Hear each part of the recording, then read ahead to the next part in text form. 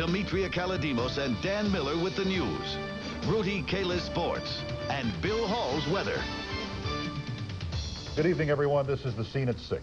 While 2.5-year-old Brittany DeShields remains in intense... Sounds interesting.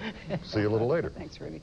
Next on Impact 4, a night owl in tennis shoes. 54 years old. Some people think this man is crazy. You might think so, too. But this running man could care less. I'm Andy Pearson. You'll meet one of Nashville's fixtures in the middle of the night. Coming up next in Impact 4.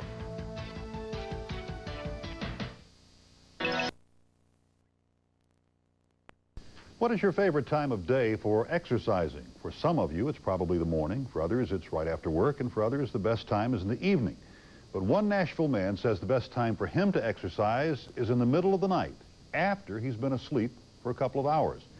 Andy Pearson is here with Impact 4 and Nashville at Night. Where'd you find this guy? Well, it was one of those strange things. Gary Knox and I were out about 6 weeks ago with photojournalist Gary Knox. It was snowing outside. It was about 38 degrees. And I'm driving down West End 3 in the morning, can't go to sleep. And I look over and I see this man running with his dog. And I don't usually do this, but I yelled out the window at him and said, "Do you always run at 3 in the morning?" Well, you're about to see the answer. I found this 54-year-old man who's been a fixture of the night in Nashville since the 1970s.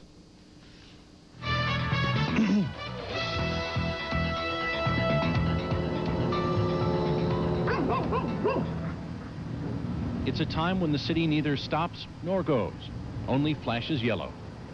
When the wind blows coldest. When sounds that would be buried in daylight come alive over the nighttime stillness. A time of day most men and beast would not claim as their own, except for a select few. Hey, 2 o'clock until 4 o'clock. That's my time. If I'm in New York, if I'm in Chicago, if I'm in Phoenix, and I've been, you know, all these places, everywhere I am at this time of morning, I get up and I do me an hour and 25, 30 minutes. Move on, dog. I've been running since about 1976. And I love to run at night because I'm the only one out here. I know nobody by name, but I know every truck and all the homeless folks and folks I yell at and wave at and folks who are watching out for me, police, the garbage folks, the news people, everybody. He's a fixture to people who work the night shift, as reliable as time itself. No, they see me, but they really don't know who I am. Every now and then, I'll talk to one person or something, but 90% of them don't know who I am, have no idea. They only know they see me out here almost every morning, about the same time. He's the running man. His name is James Haney, Dr. James Haney, a professor of history at Tennessee State University. His weekly routine has been the same for 20 years. Move on, dog. I'm 54 years old. Feel like I'm 19. That's enough for me. I go to bed at 10, get up at 2, go back at 4, 15, and back up at 6. You heard right. At about 2 in the morning, when most of us are snuggled up tight, James Haney and his dog Sandy get up from a sound sleep and run their route of 9.78 miles. He does it because he was once told this would be impossible. Back in 1975, my grandfather accidentally shot me in the leg with a .38 caliber pistol. Excuse me. And I was told that I would never be able to walk again unless I started to use the leg.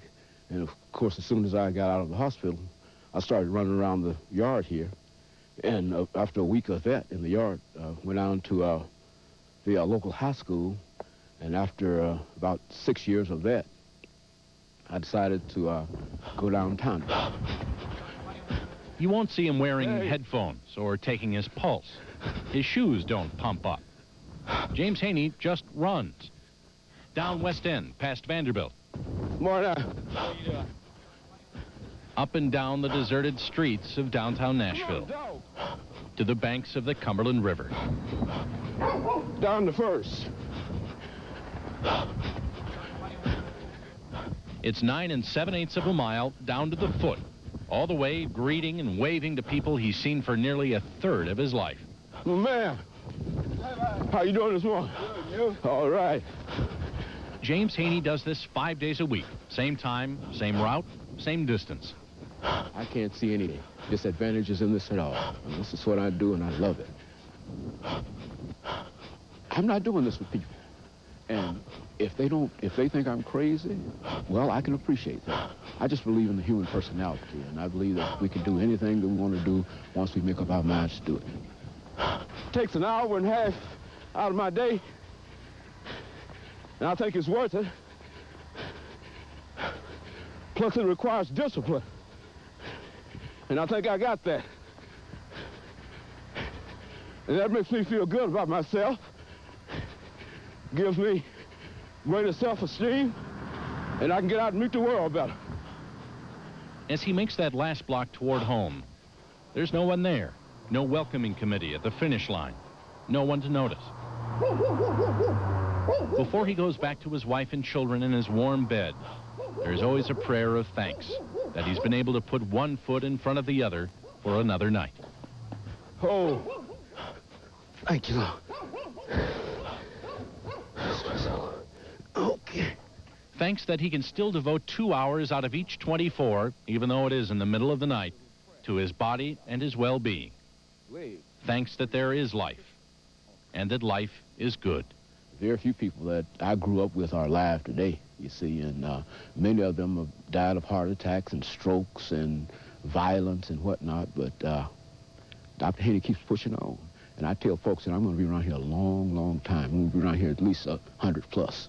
I mean, that's what I'm looking for, you know. In fact, Dr. Haney says he plans to live to be 120. Very Willard Scott.